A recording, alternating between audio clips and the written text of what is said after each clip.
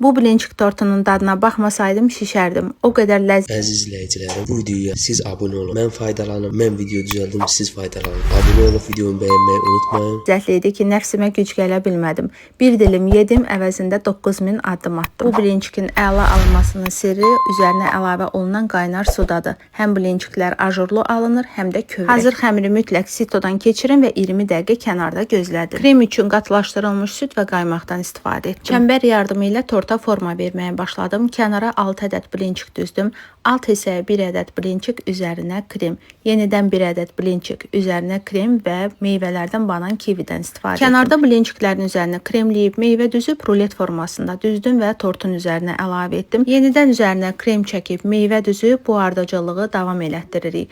Ən sonda kənardakı blinçiklərə forma veririk. Üzərinə streç çəkib bir gün soyuducuda saxlamaq lazımdır ki, dadları bir-birinə qarışsın. Sizə təcili lazımdırsa heç olmasa 2-3 saat soyuducuda gözlədin. Ən sonda blinçikdən belə güllər düzdüm və ortaya belə gözəl nəticə çıxdı.